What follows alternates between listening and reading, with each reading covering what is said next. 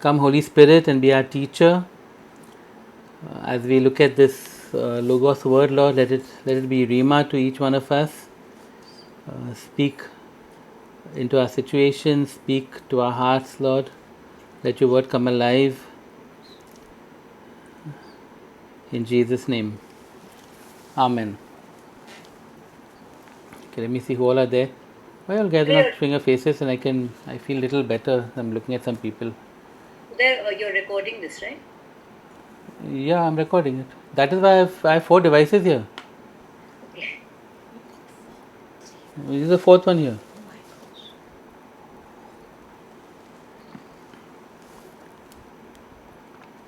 Okay, so Habakkuk chapter 1 verse 1. I actually got this till this morning. I didn't know what I was going to teach. And as we were praying in morning prayer, this book came to me. Okay, so Habakkuk verse 1, chapter 1 verse 1 says the oracle that Habakkuk the prophet received. Okay. So we'll first look at this verse. And don't worry, I'm not going to go that verse by verse, but this first verse is rather interesting. The oracle that Habakkuk the prophet received. So that word oracle actually means burden. I love that word. And a lot of the times when in the Bible it says he received a prophecy or whatever, the word actually is burden. And we've been saying for a while now that we want the Lord's burden, we want to receive what is on the Lord's heart. And so this oracle is actually a burden, and prophecy is often referred to as a burden from the Lord. Okay, it's burden in the way that it is something on God's heart which he transmits to the prophet. It is also burden for the prophet, a burden on the prophet's heart that he needs to either pray about or that he needs to communicate. Jeremiah talked of God's word being like a fire in his bones that he had to transmit. He could not keep it inside. So of course when there's a burden, it's not pleasant and you need to do something with it. We like to get rid of it in a sense. So the oracle is the burden. Second is the word Habakkuk. His name, it comes from the word for embrace. And they say that it could possibly, in this context of Habakkuk himself, could possibly mean wrestler. Because of course wrestlers embrace when they are wrestling. And it reflects actually on Habakkuk's book itself or his character. Because as we will see, he wrestled with God on issues of evil and wickedness and justice and righteousness. And so it could be also referring to this aspect of him being a prophet who actually wrestled with God on issues. And finally it says Habakkuk the prophet. Actually only 2 are there are 12 minor prophets and 3 major prophets. Only 3 of the minor prophets are referred to as prophets actually. For example, Amos is Amos the shepherd from Tekoa. He doesn't refer to himself as a prophet. Okay, but there are 2 other prophets and Habakkuk, which tells us that he was officially designated as a prophet. And he probably belonged to some recognized order of prophets. Like for example, Elijah had a school of prophets, Elisha had a school of prophets. And apart from Habakkuk, there is Haggai and Zechariah who were also recognized officially as prophets. And so those are the 3 things we learned just from that one verse. Let's move on to the rest of chapter 1. Sorry, Zechariah and who's the other one?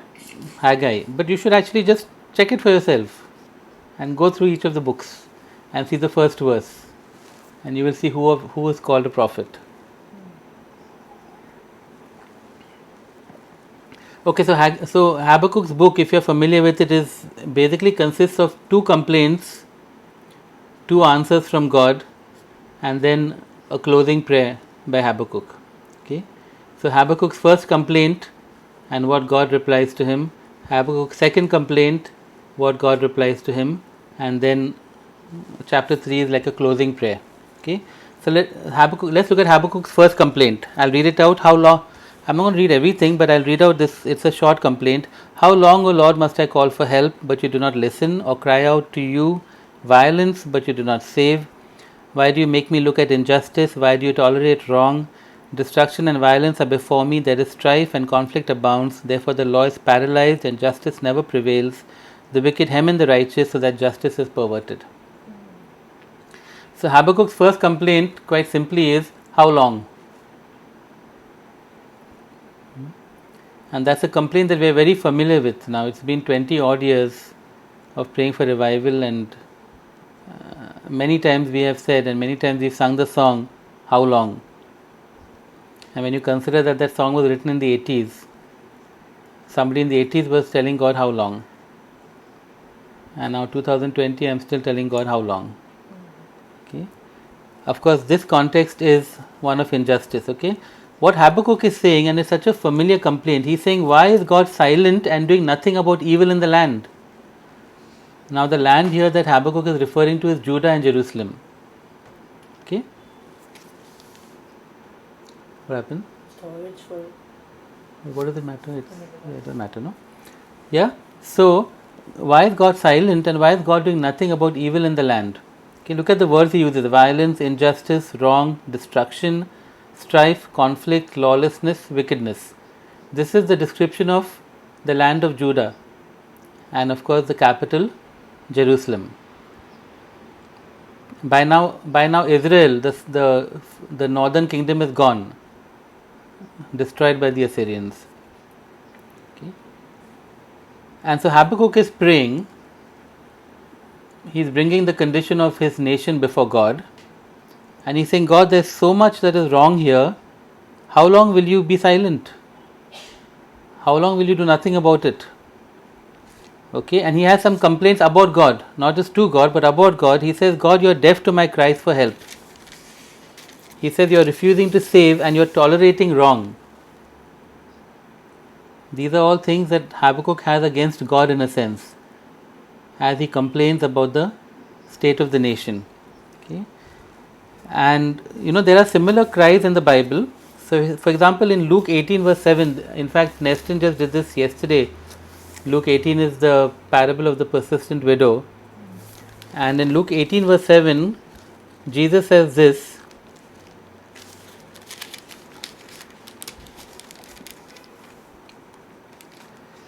and will not God bring about justice for his chosen ones who cry out to him day and night? Will he keep putting them off? Jesus' answer is no, but often we don't feel that way. We feel like we're just crying out to God for justice and he keeps putting us off and doesn't seem to be doing anything. And the reason why Jesus said, even shared this parable, is because he knew people would feel that way, that we are praying and praying and praying and everything is going wrong and nothing is going right.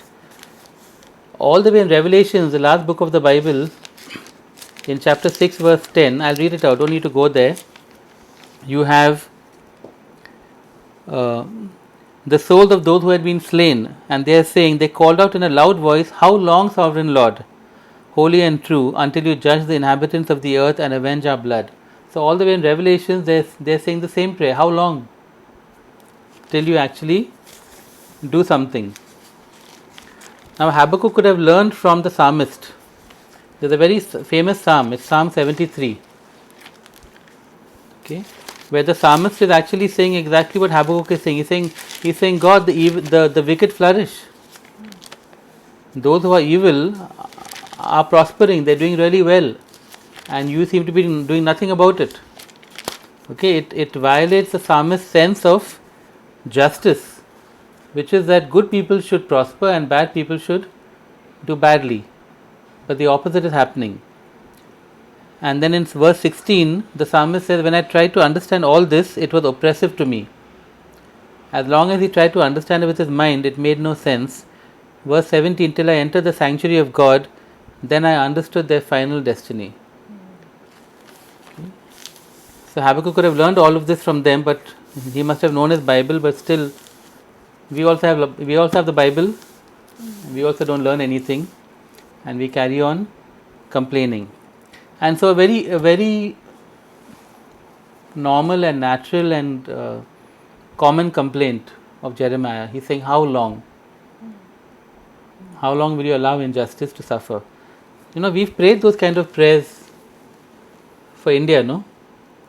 So so many things are wrong in this nation, Lord. Look at idolatry, look at this, look at that. Some of you were confessing yesterday, I'm sure you all have prayed in some way or the other. Lord, look at these awful leaders, look at this awful party and all kinds of things. And saying, God, why don't you do something about it? And God answers, okay, God answers Habakkuk, he says, okay, I'm going to do something about it. Okay? Look at the nations and watch and be utterly amazed, for I am going to do something in your days that you would not believe even if you were told. I am raising up the Babylonians, that ruthless and impetuous people, who sweep across the whole earth to seize dwelling places not their own. They are a feared and dreaded people. And then he goes on and on.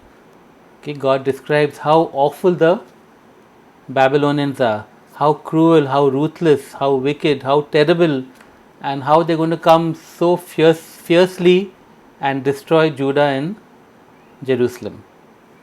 Okay. So don't pray if you don't want God to answer. Okay. So we've prayed and prayed and prayed, and then God answers, and then just like, okay, we'll come to that little later. Okay, so so Habakkuk is saying, how long, Lord?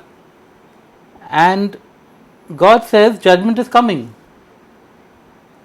God's answer is, judgment is coming. I'm not oblivious to what is happening. I see everything, and I have already decided on judgment, and this is going to be my instrument of judgment, the Babylonians. A ruthless and impetuous people, a feared and dreaded people, and then all kinds of really terrible things about them. Okay. You see, but he starts by saying, you will be utterly amazed. I am going to do something that you are not going to believe. Okay. God is about to do something unbelievable, and the point is this: his answer may not always be what we want or what we expect. Okay. Now the result was the same. Habakkuk was saying, please, please, God, do something about the evil in our land. And God said, I'm going to do something about it, but you're not going to believe what I'm going to do. You see, that's what's happening here. Isaiah 55 verse 8, for my thoughts are not your thoughts, your ways are not my ways. Okay. I'm thinking Habakkuk must have wanted some, what must Habakkuk have thought?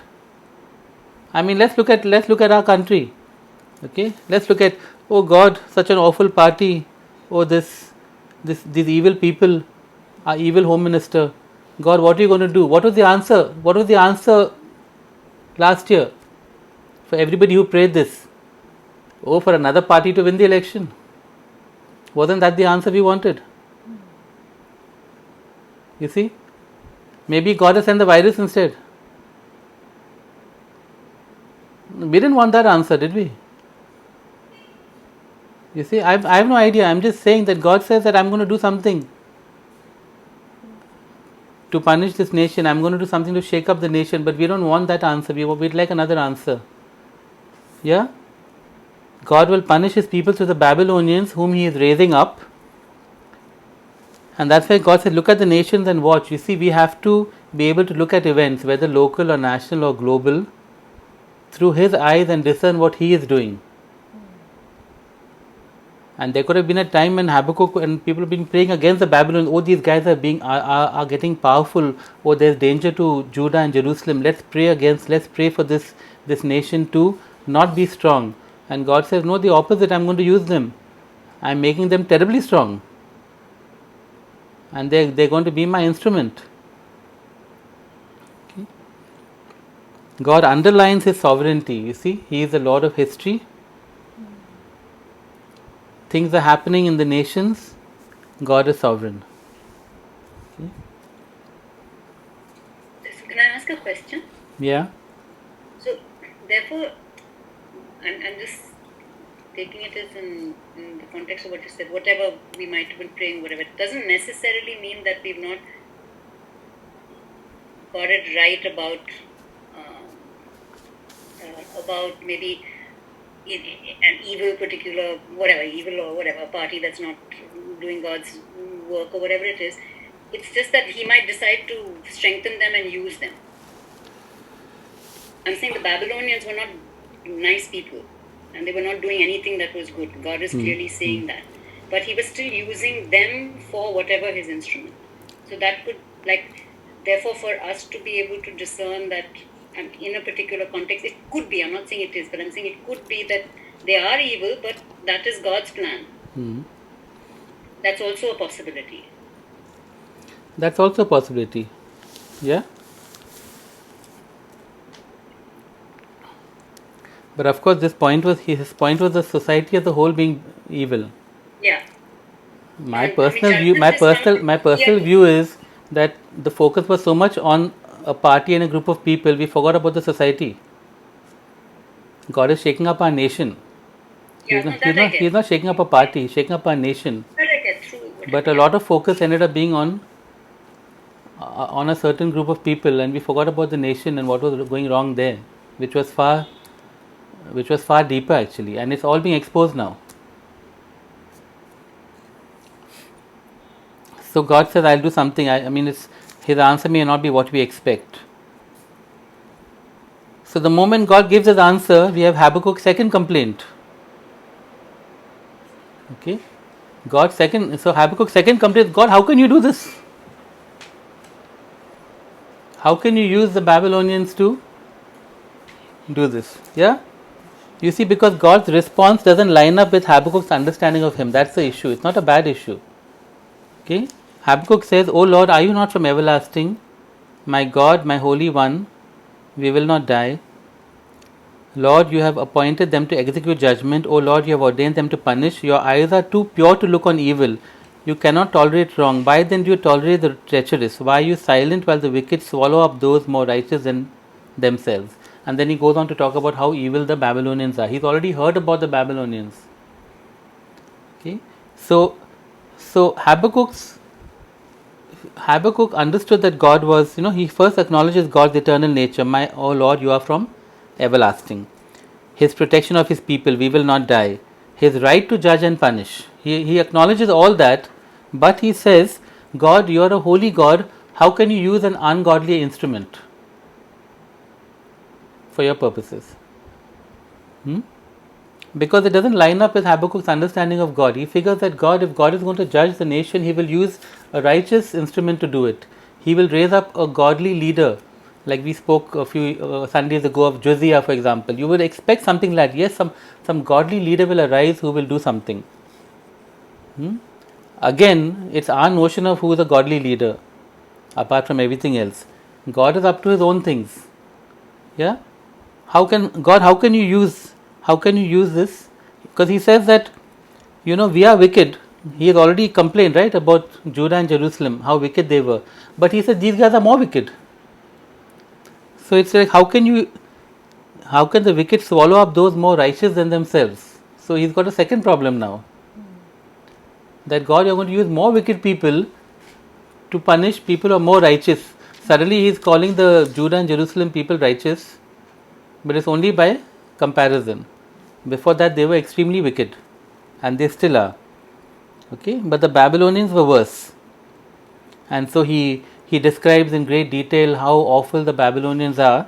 And then in chapter 2 verse 1, which is actually part of the second complaint only, it shouldn't have been broken up here, Habakkuk says, I will stand at my watch and station myself on the ramparts. I will look to see what he will say to me and what answer I am to give to this complaint. Okay, which also tells us that Habakkuk is also communicating to the people. He is communicating, for example, probably to the school of prophets that he is part of.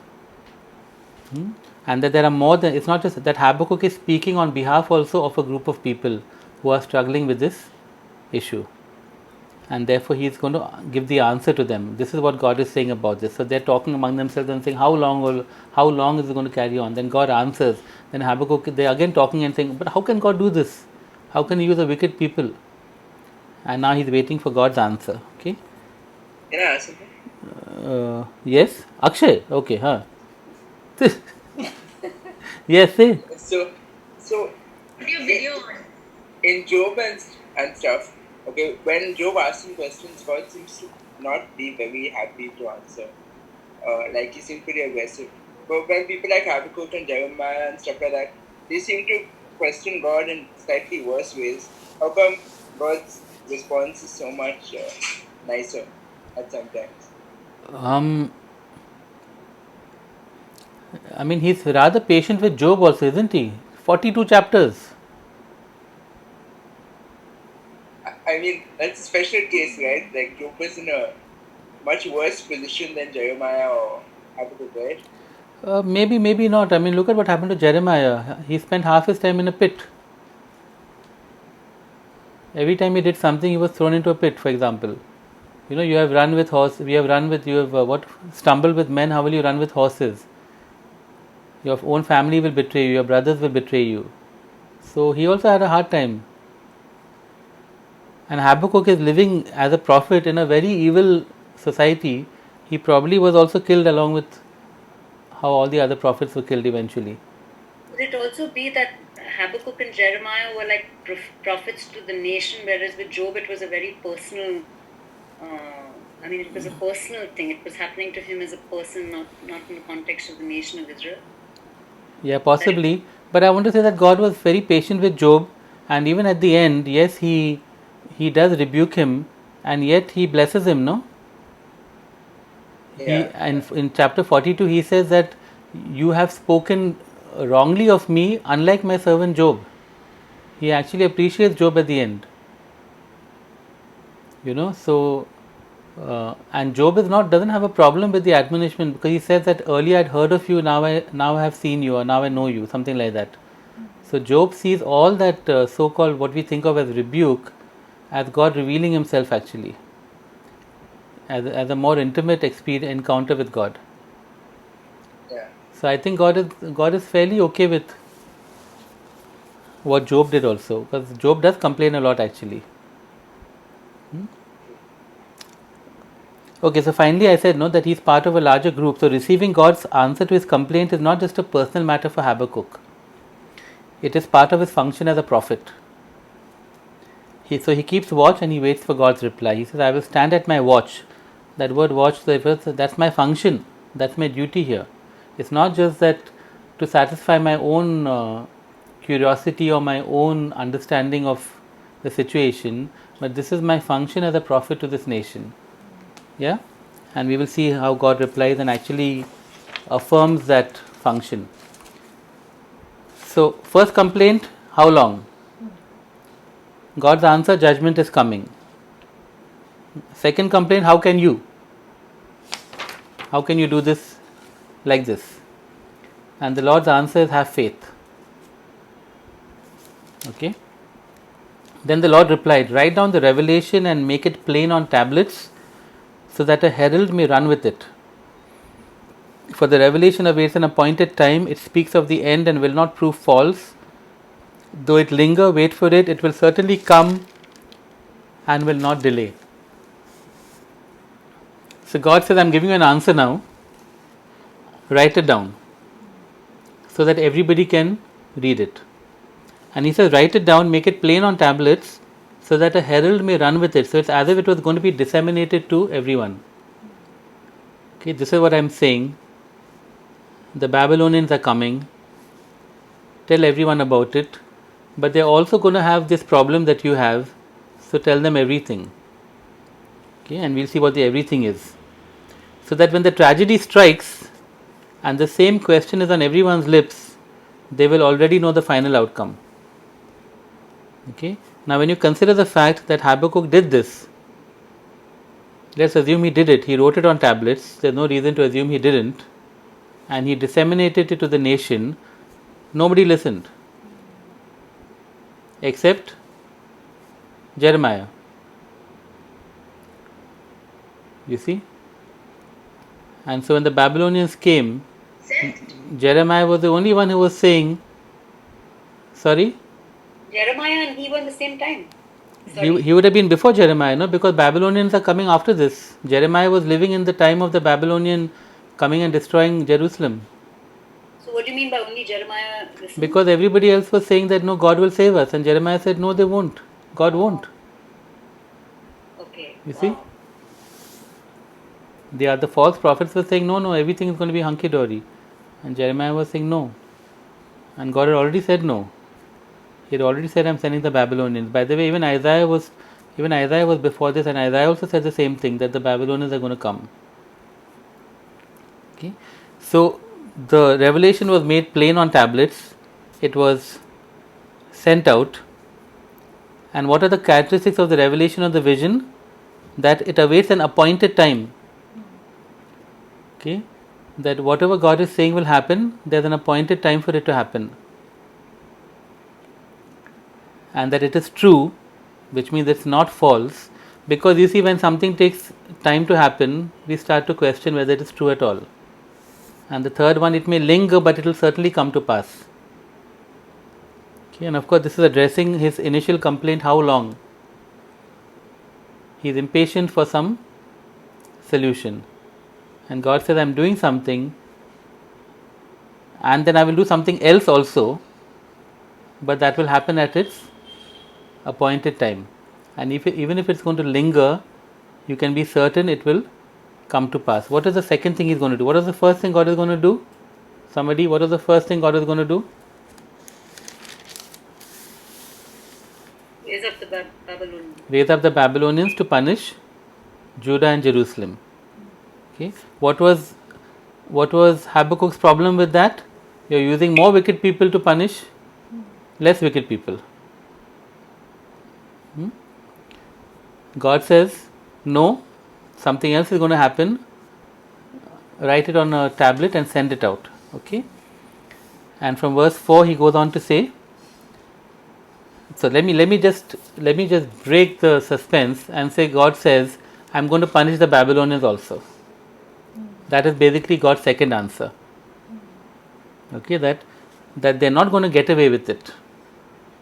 I am going to punish them for what they do.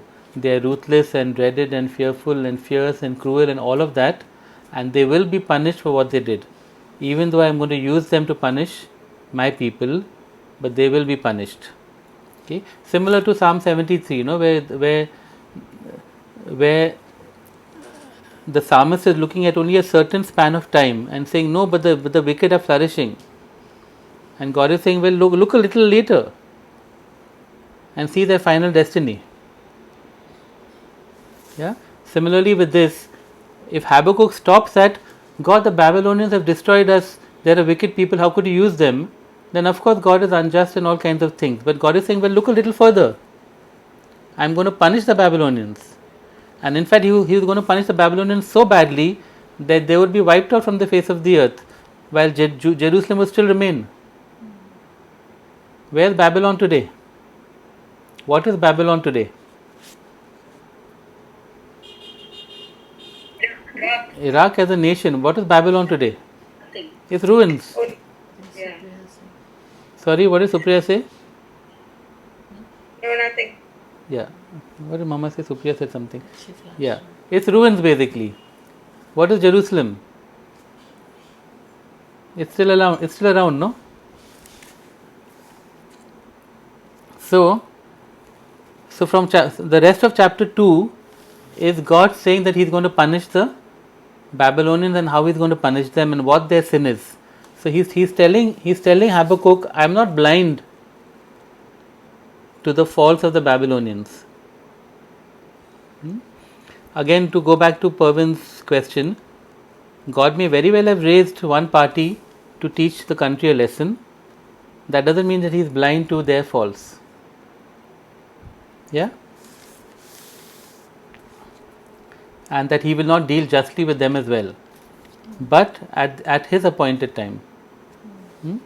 So he goes. So now the rest of the chapter is about the Babylonian sin. I'll look at it very briefly. There are lots of details which I don't want to go into. It's a lot of it is very dramatic. Okay, but verse 4 is the key verse. See, he is puffed up; his desires are not upright, but the righteous will live by his faith. And right in the middle of this, suddenly we have one gem, because Paul refers to it in Romans. The righteous will live by faith. So what he's saying about the Babylonians is that the root of the Babylonian sin is pride.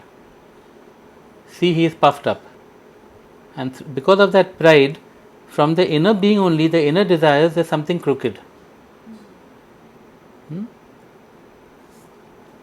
By contrast, the righteous will live by faith, not by pride. So perhaps it's an admonishment to Habakkuk as well, not to let pride creep into his complaints about God. Because when we complain about God and when we do all these things, there can an element of pride or arrogance. And today I was surprised. There are so many humble people actually in highway, but half the people were confessing a sin of arrogance in our earlier prayer time. Okay, there's such a fine line between questioning God and complaining and all of that, and it can go into pride that we know better than God. And so there's a little admonishment here which, because of the way Paul used it, has become a major doctrine in the church. The righteous will live by faith, and Paul of course applies it all the way back to Abraham.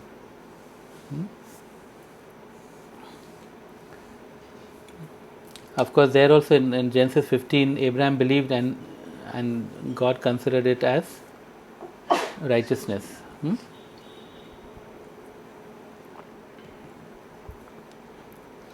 You see, because faith would be so essential for what was about to happen. What is going to happen in the future? Jerusalem is going to be destroyed. The temple is going to be destroyed. The people of God, for whom God had made these promises, He had kept the promises firm for them even when 10 tribes of Israel vanished. These 2 tribes remained, Judah and Benjamin. Jerusalem remained, the land of Judah remained, but even they would go off into exile. But God would say through Jeremiah 70 years. How would people keep faith?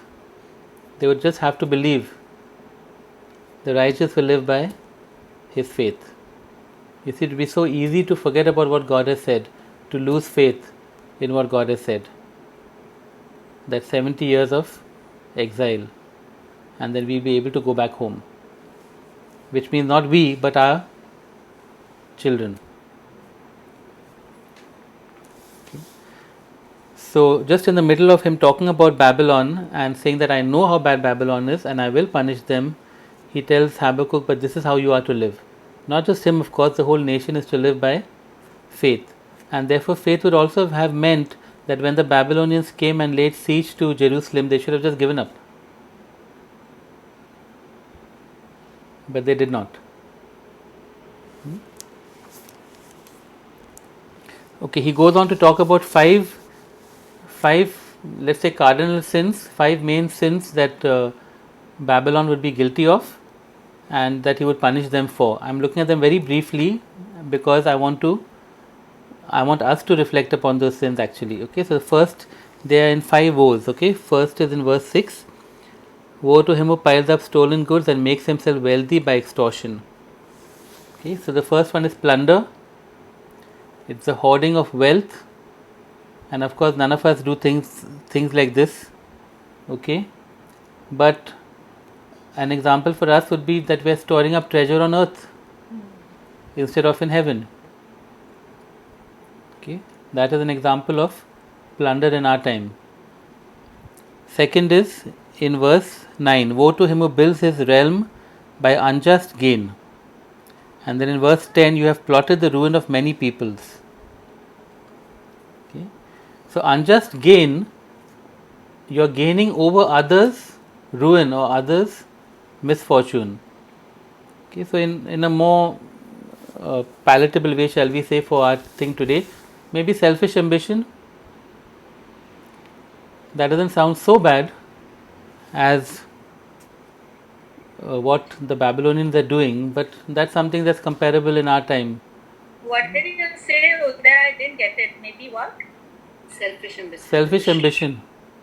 Oh, even exploitation, right? Exploitation, yeah. It's exploitation in our time that's so real. No? Yeah, exploitation. Thank you.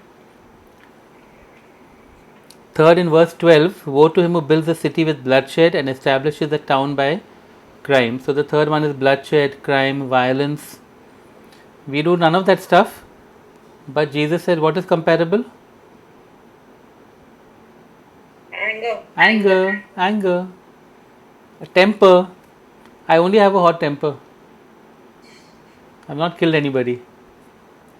Yeah, but Jesus said it's the same thing. Right, Runel?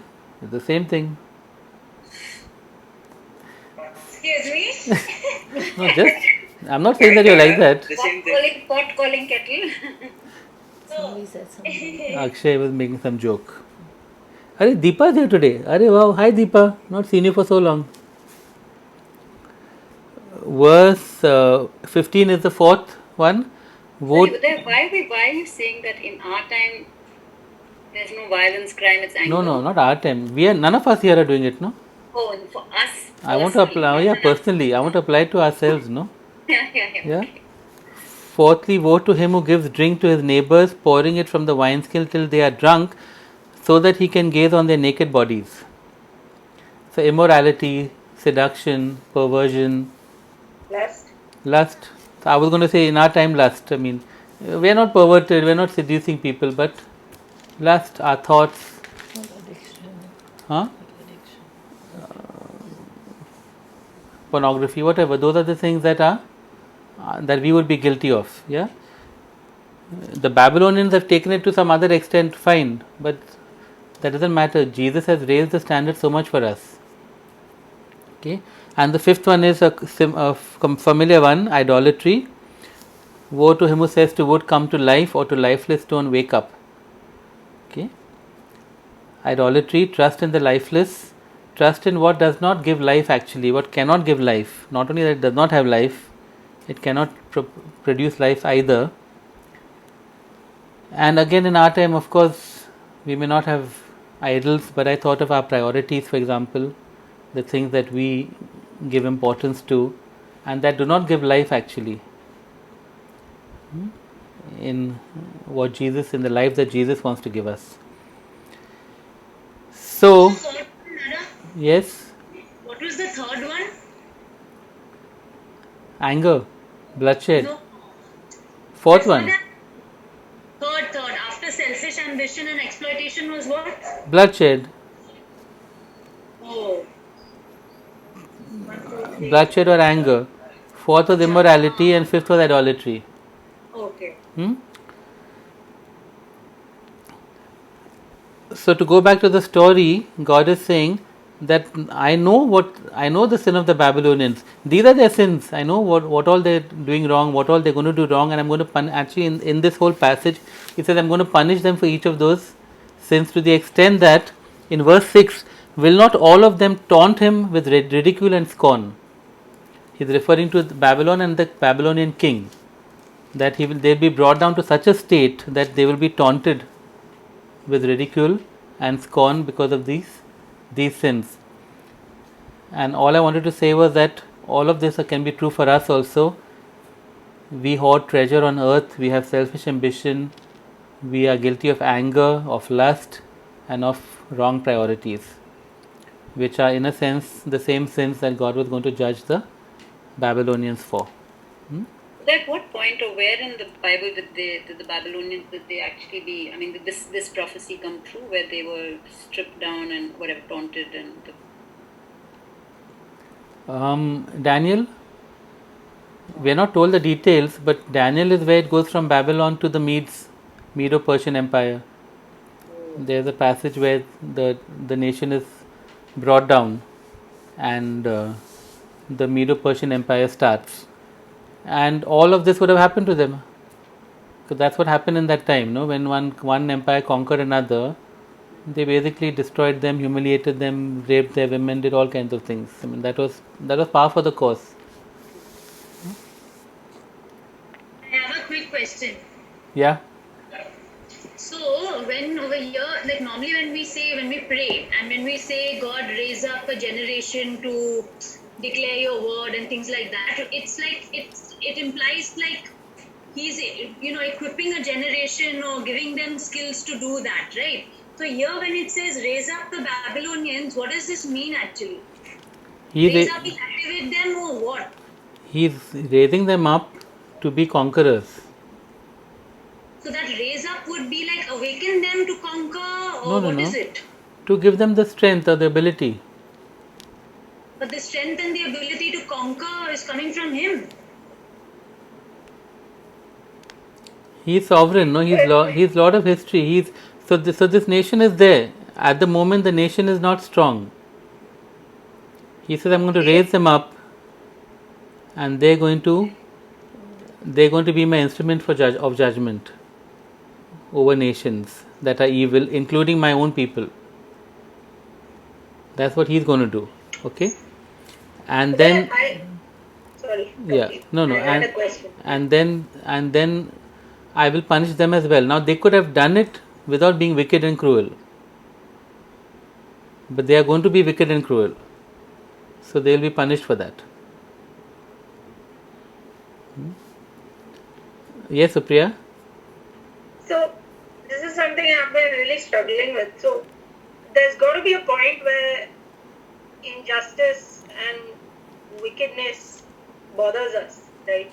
And to move us to pray. But like, where is that line where, because we are supposed to be moved by injustice, but where is that line?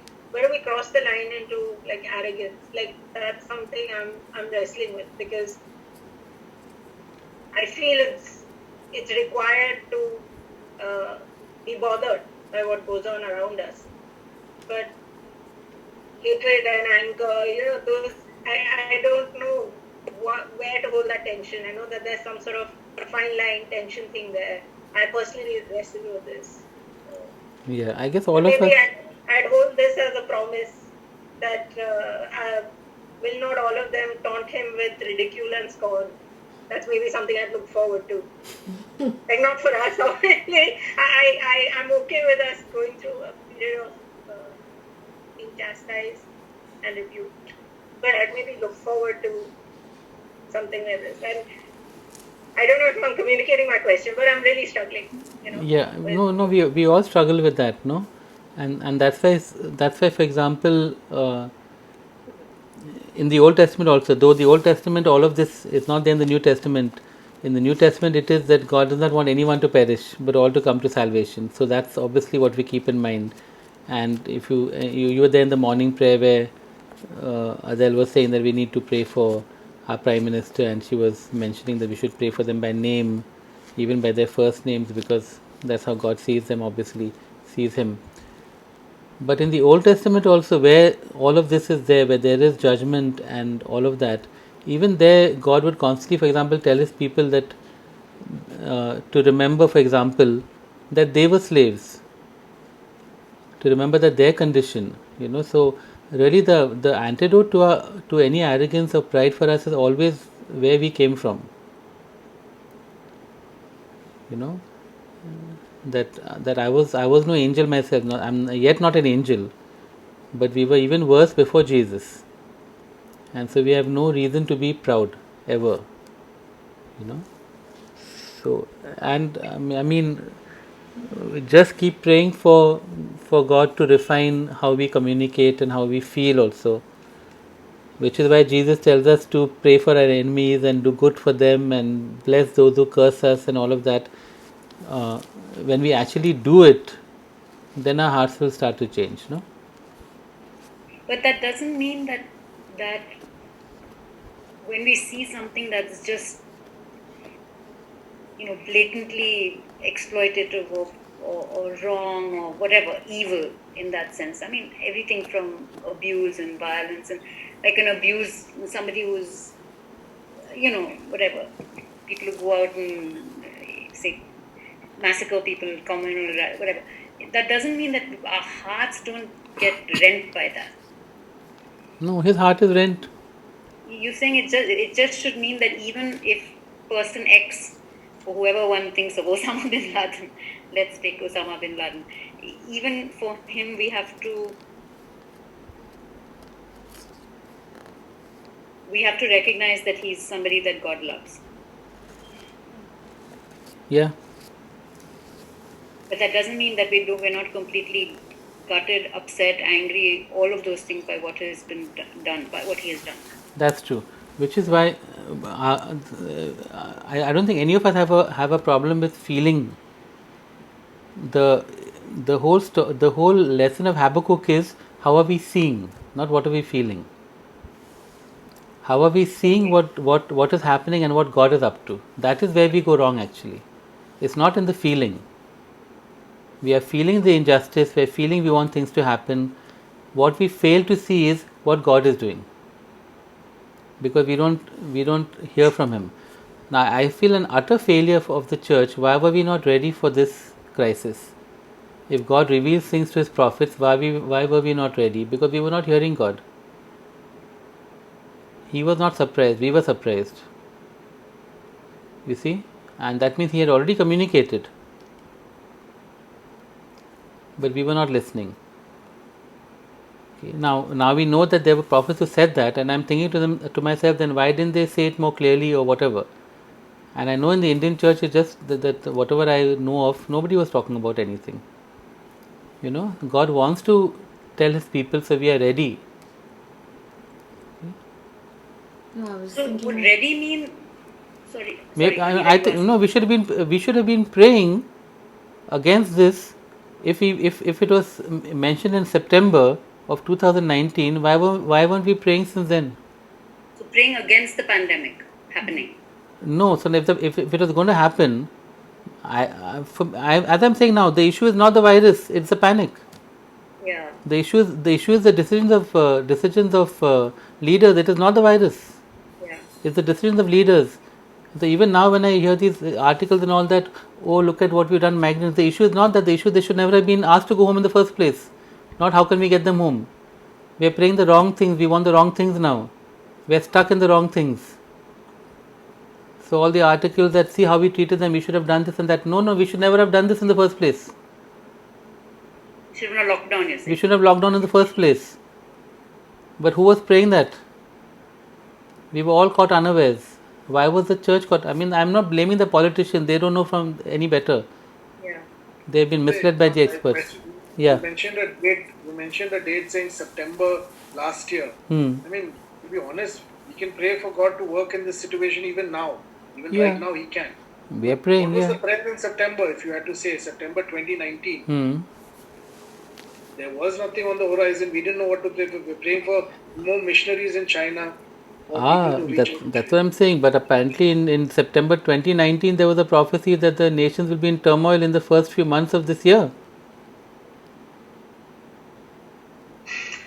Uday, just one thing. Like when we talk about prophecy, many churches are not aware of these things. I know. So it's not like, okay, somebody has got an insight, God has spoken, and they're kind of making it clear everywhere. It's just like pockets of those who are involved who know. So I would say even the church in India, even though we have a heart to reach out, we were also, I feel many churches were also caught away. Even if, I mean, like, I don't know, I feel God should have made more people aware. I mean, I don't know. It's like, I don't know. I mean, No, I'm agreeing with you. I'm saying that it's a failure of the church in India that we do not give prophecy importance. That we don't think it's important to understand what God is doing in world events, what God is up to. There isn't much of a thing. And the fact, I mean, I'm saying it's a failure of the church. The fact that we don't come to know something is because we are not in tune with what's happening around the world. That means every church is very insular. We are only involved with our own things. Therefore, we're not looking out at what's happening in other churches, other denominations, other prophetic movements. It's all there on the net actually. In fact, there's too much on the net, so you have to sift and decide what God is speaking. But that requires work on your part. No, that requires giving it priority on your part. That I want to know what God is doing. I want to know what God is up to. Otherwise, we're always only reacting. Yeah, but then there are so many things, like you said, on the net. Even if you search, you never know how to sift through the information. There are people prophesying throughout, and even right now, even when the floods came in Kerala, there was so much that this person had already predicted, and this church in Kerala predicted. Now, I honestly, somehow after the event, people keep saying, yes, they did this and they did that. This pastor did this, but So we need more discernment, I yeah, think. yeah, that's what Can I it's the word. The word is discernment, no, and there is a gift of discernment. God is willing to give it. I think times like this then open our eyes to the fact that we failed to discern. What about God preparing us for a time like this? You know, in the sense He's spoken. For example, even thinking of just that Renel's picture of worship rising up from many homes and stuff like that. Our human mind trying to comprehend how something like that would have happened, we would think that it would be house planting and church planting and, you know, people starting their own thing at home. When today how it's happened is completely different, right? And if God didn't prepare us for things like, I don't know, Zoom and you having 4 cameras in your house and camera stands and all of that, this kind of online church, I mean, I know I'm thinking really micro and thinking only of our church, but I'm like, did we actually allow ourselves to be prepared by God? You hearing that dream, starting that thing, you know? And okay, so that's one part. But then did we as Highway not do our part to prepare the rest of the church in, say, Bombay or India? Is that where we fail? Is, I think, the question I'm trying to ask. Yeah. So we're a tiny little church. So we didn't have much of a role to play. But you're right that God did prepare us, and one little small good thing I did, we were prepared in a sense. At least we heard God for ourselves. That it was about seeking Him, about just going into this time, and literally we've just flowed on through the season in doing that. But also recognizing that not just we, but the whole church seems to have been caught unawares, and that should never be the case when God says, "I do nothing without revealing it first to my servants, the prophets." It should never be the case that the church is caught unawares. It might still happen. Like now, in this case, nothing was going to change the Babylonians coming and destroying Jerusalem. Nothing was going to change that. But Jeremiah tried to prepare the people for it. They did not respond. Nothing was going to change that reality. God said that it was one of the situations where it was not going to change. Okay? When Manasseh was the final king, in his time, God said, now nothing doing, even if you repent, I'm not going to change. And Manasseh did repent. And then we learned about Josiah, who even did a revival. But God had said by now that my mind is not changed on this matter. Okay, so it's not that we could have prayed, we could have been prepared or prayed in different ways. I don't know. My point is that we don't know because we didn't do it anyway. We had no clue. You're saying that we're a small church, no? I'm saying God might use a small church, no? Yeah, He might. Yeah, I'm not going to take too much blame for the city now, the city church. There are big churches, big churches and city fathers in the church. Why should I take the blame? Not take the blame. I'm just saying that it's the same thing in terms of God might be speaking to people, and that, you know, we see ourselves as small, therefore we don't. I'm not saying it about you. I'm saying about all of us. That we see ourselves as, like, we are not the prophets, we are not the big people, therefore we don't have anything to say and offer. But maybe God is saying that, yeah, we are small but I'm still going to use you ill-equipped or rather inadequate that you feel, you know what I'm saying. So I'm just saying, even to us, that. Okay. Yes, Supriya? Okay, so my question is, and I don't know if you've already covered it, but how does being prepared look if God has said something and it's not going to change His decision? So what does it look like to be prepared? Like in Jeremiah's case, what would it have meant for the nation of Israel or the nation of Judah to be prepared? And so also in this case, or in future cases, like what does it look like to be prepared or to prepare ourselves for what God is? So in a very simple, very simply, they should have repented. I mean, look at the evil. The first complaint was, look at the evil in the land. So when Habakkuk, this is before Jeremiah, Habakkuk tells people that this is what God is saying. You all guys are so evil, I'm going to send this really evil nation to come and punish you. I mean, we just 3 weeks ago we heard about Jonah and Nineveh. Nineveh repented. And they were not even God's people. But Judah and Jerusalem did not repent. So that's one way they could have prepared themselves. And if God didn't change His mind, they could have just surrendered, no? instead of all the disaster that came upon them because they did not surrender, but they chose to oppose something that God had appointed. A follow-up question to that would be, would the disaster have been less had they surrendered to God? I figure so, no? I mean, imagine the bloodshed, for example. You're surrendered, no? Okay. You're not fighting. So they don't have to kill all of you, or many of you. Okay. So they didn't repent because their hearts were hard, or they didn't repent because they were deceived? Both is the same thing. So for us, what would it have looked like now? I have absolutely no idea. I have no idea what it looked like, really. You know, maybe it would have still gone this way. I don't know. But we would have been maybe more peaceful. Maybe we would have been prepared in different ways. I don't know. I really don't know. The point is that we've really messed it up. I just want to chime in over here. Is that what can we do as the church? It's the simple fact that we have hope, we have a rock that we can base our faith on. That is something where we can be the salt, the light in these circumstances to others, to anybody. Because everybody, as you very rightly said, this fear is because somebody is making decisions on top and they really don't know themselves what's happening. And we, because we have prophecy, because we have the book of Revelations, we know what the future is. We can actually stand boldly and give hope. That's my 2 bits on this. Of course.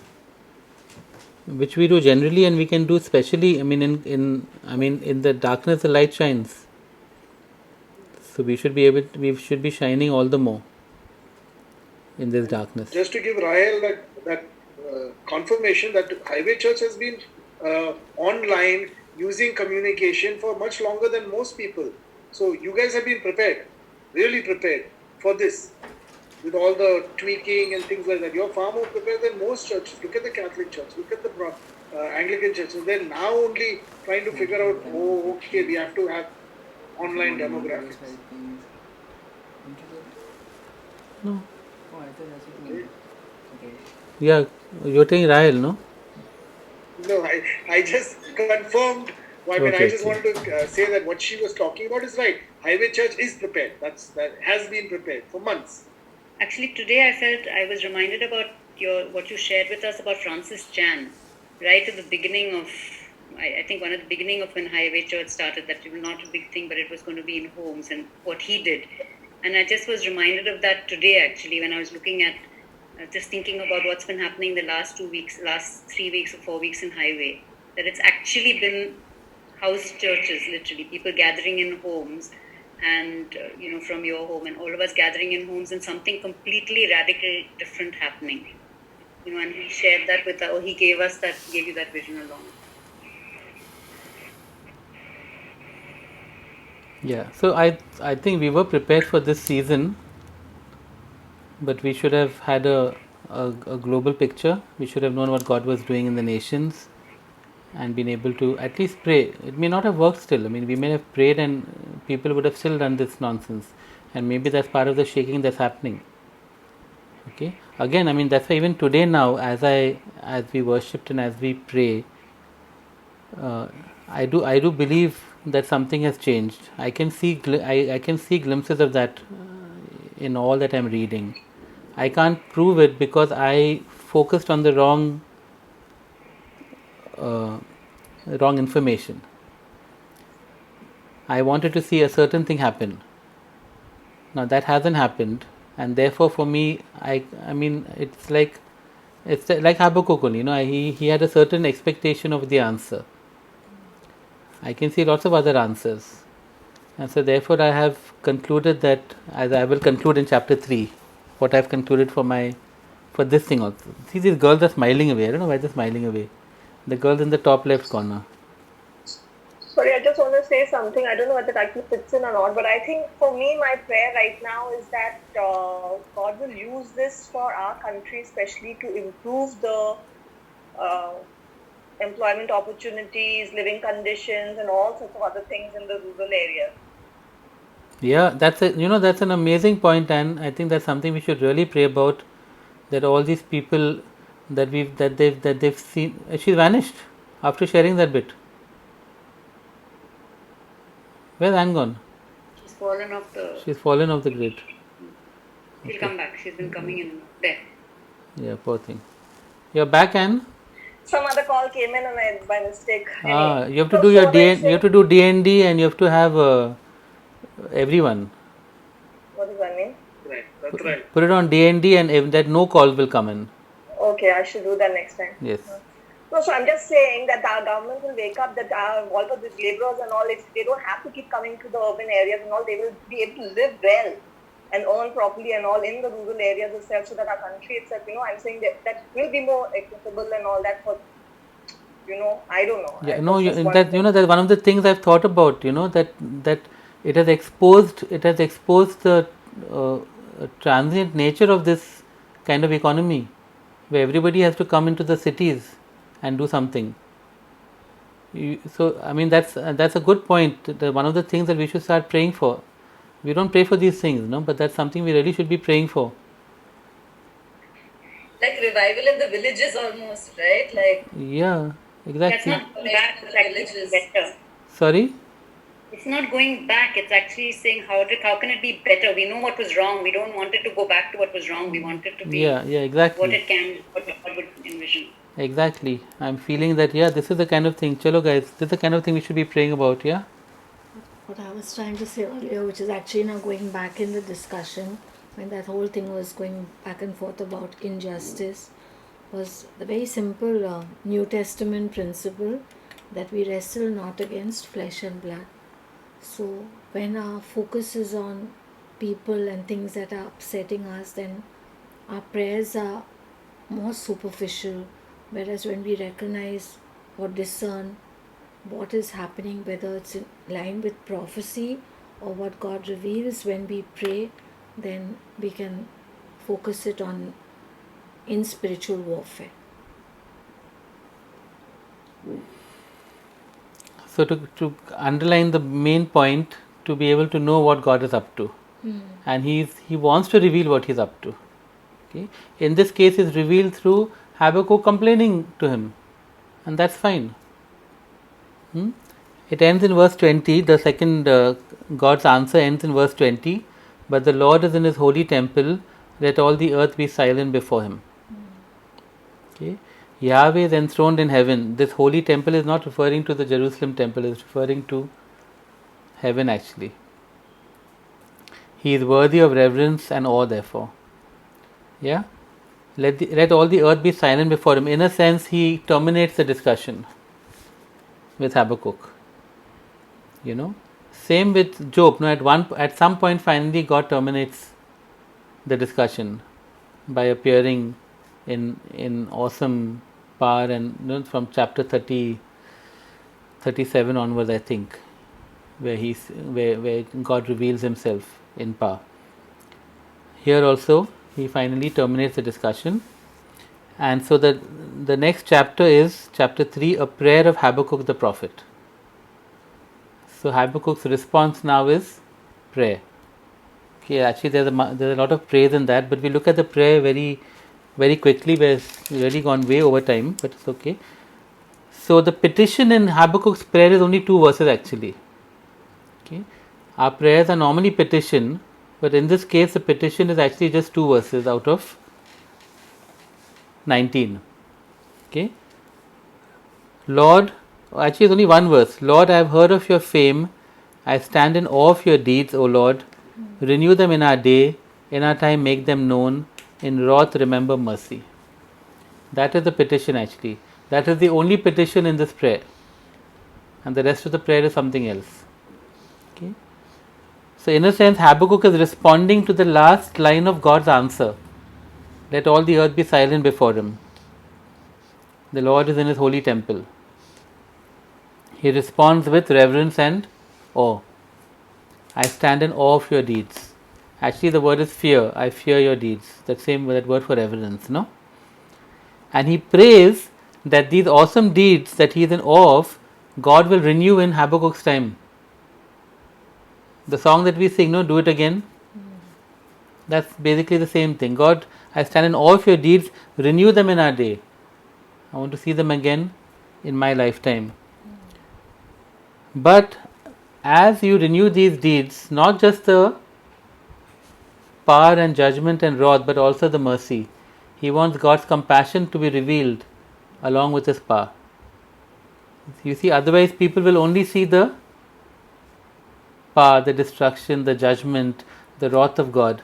They will not know God the way Habakkuk knows Him, as also the God of mercy, of compassion. In your wrath, remember mercy. Okay? So, and that's his prayer. The rest of it is proclamation. He proclaims how awesome God is. Okay, and I suggest that you read it later. It's a magnificent hymn of praise, actually, from verse 3 to verse 15. And it's a bit confusing the way Hebrews poetry often is. He's recounting the Lord's mighty deeds, and you don't know whether he's referring to how the conquest of Canaan, which from Mount Sinai to Canaan, whether he's referring to the deliverance from Egypt, which is from slavery to Mount Sinai, whether he's referring to both sometimes. But the language is local as well as universal. It's basically he's just extolling and exalting God and proclaiming how amazing God is. And probably these are also the kind of deeds he's saying, God, renew them in our day. He's recounting how amazing God is, how God has been in the past, and saying, God, we want to see all these in our time as well. And then in verse 16, the whole tone changes. I heard and my heart pounded. My lips quivered at the sound. Decay crept into my bones and my legs trembled. Okay, so as he's come back into a place of prayer, into God's presence, he presents his petition to God. He just starts praising God, and praising and praising and praising, and out of, say, the 100% of the prayer, 80% is praising God and proclaiming how amazing God is. And then it seems as if in that place of intimacy and in that place of God's presence, he gets a vision and he actually hears the Babylonian army. I heard and my heart pounded. Okay, God gives them a revelation of what is going to happen. And when you see that, if you look at the earlier chapters, the description of the Babylonian army, how fiercely they come and all of that, that seems to be what he is now literally hearing in the spirit. Okay, Habakkuk hears in prophetic vision the coming Babylonian army, and his instinctive response is fear. My heart pounded, my legs trembled, but, and there's a but there, yet I will wait patiently for the day of calamity to come on the nation invading us. Okay, so he is actually going into the future. Yes, we are going to be destroyed.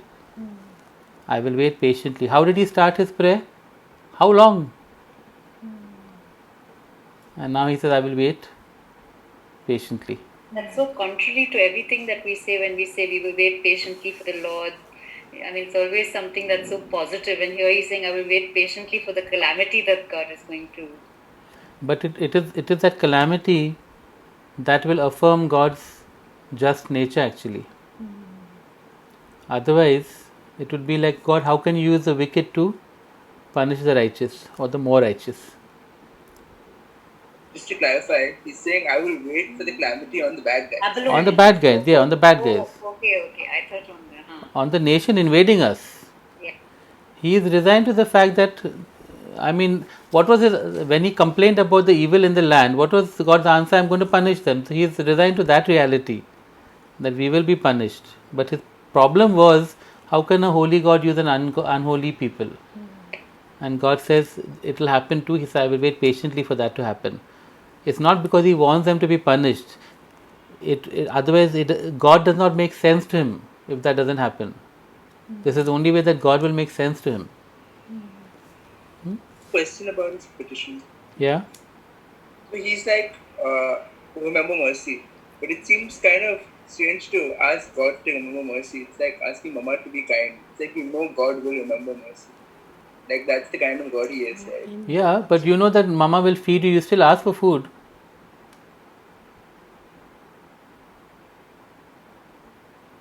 I actually don't ask for food. Mama forces me to. Yeah, Akshay asks for food. But like, would God really need him to remind God to have mercy? But lots of prayer is that. Lots of prayer is telling God the obvious. Because it's a relationship, no? Isn't it also an acknowledgement of what we see in God, that we know that God is merciful? Therefore, we say that back to Him in a sense. Yeah, and by the way, he is talking in the context of the fact that that God has now proclaimed judgment on practically everybody. That's why it's in wrath. And so in wrath, remember mercy. He's saying, God, I know that you're going to judge us. I know there's going to be a really bad time, but please also remember compassion. Be compassionate in all of that. That's what he's saying actually. And a lot of prayer is, I've done that in Exodus, no? Exodus 34, where a key element of intercession is reminding God of what He has already told you about Himself. But I had one quick question about where did God's mercy get revealed in all of this? Is it in the just, because He said, remember your mercy, not just the wrath of God. Is it in what He did with the Babylonians that the mercy would be in the 70 years of exile. They would be back after 70 years, which Habakkuk doesn't know of. You see, that you will be taken away, you will be whatever, but after 70 years you will come back. In a sense, that 70-year period, was that God's response to show Habakkuk's prayer, show mercy? That's what could be. We know it was a response to many things, including the Sabbaths that the land did not receive. All of that is part of it. The timing of it, but the fact that they would be restored was the mercy. Okay, so patience, where once there were complaints, especially how long, he said, now I will wait patiently. Secondly, he says, though the fig tree does not bud, again the most famous passage in this chapter, though the fig tree does not bud and there are no grapes on the vines, though the olive crop fails and the fields produce no food, though there are no sheep in the pen and no cattle in the stalls, yet I will rejoice in the Lord. I will be joyful in God my Saviour. The sovereign Lord is my strength. He makes my feet like the feet of a deer. He enables me to go on the heights. Okay. So God said the righteous will live by faith, and so he affirms that. He says, okay, I will live. Okay, my faith will be in what you have spoken, not what I can see. Because what he can see is going to be very different. But what God has spoken is, this is going to happen, this will happen, though it lingers, it will happen at its appointed time. And he says, I will wait patiently for that. And not only will I wait patiently, I will rejoice. Okay, but my joy will be in God, not in the circumstances. There is nothing joyful about the circumstance. I will rejoice in God my Saviour.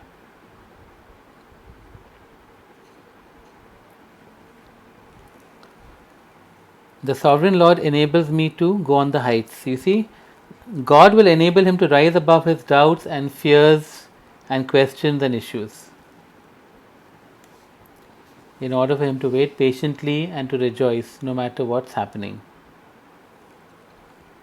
And so this book ends, it starts with his complaint, how long, Lord?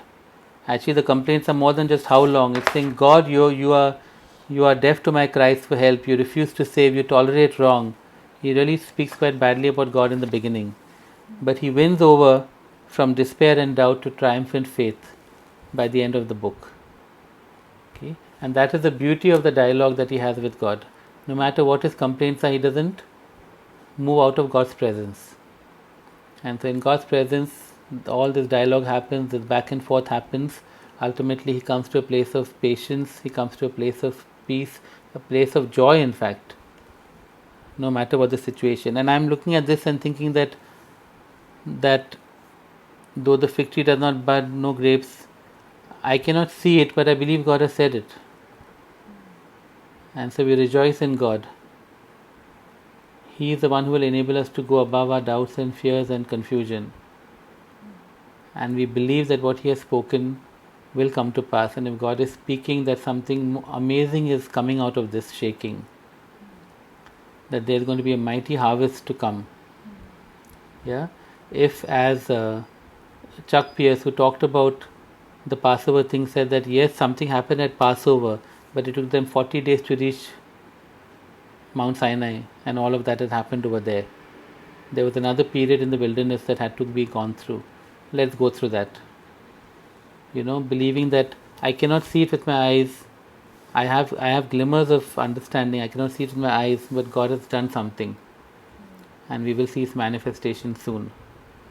What is soon? At His appointed time. Though it linger, wait for it. And yeah, that's what I want to say from Habakkuk, his story, and what is now our story, I believe. Okay, we confess our failures to see things, to be able to have seen things the way God would have liked to show it to us. But we also thank God that in some ways we did at least respond to what He was speaking to us, and we did get prepared for this season. And even now, Habakkuk's complaints are very much our complaints. Habakkuk's questions are very much our questions. But the answer is always the same, that God is just, God hasn't changed, and He's up to something even now.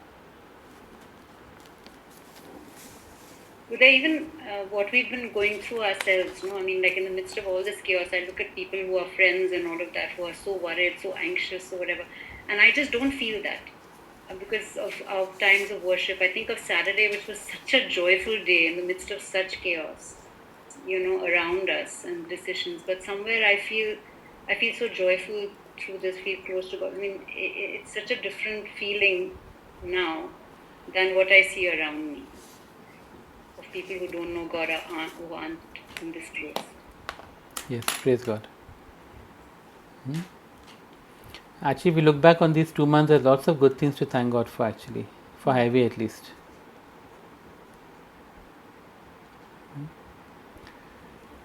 So I'm just saying a short prayer.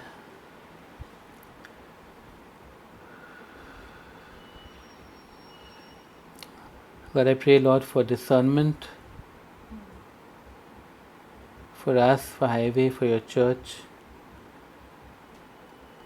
Lord, that we may be able to see things the way that you are seeing them, Lord.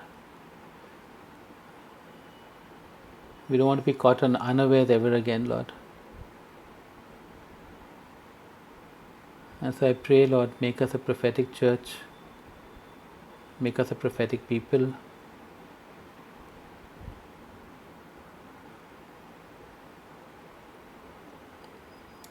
We just want to pray, Lord, like Habakkuk prayed, that we will wait patiently for whatever it is you are doing, Lord. We believe you are at work. We believe the words that have been spoken, Lord. We believe, Lord, that you are working for good. And so we will rejoice in you, God our Savior. Receive your strength, your enabling to go on the heights, to rise above all our doubts and fears and confusion and uncertainty. And even above, Lord, our anger and upset.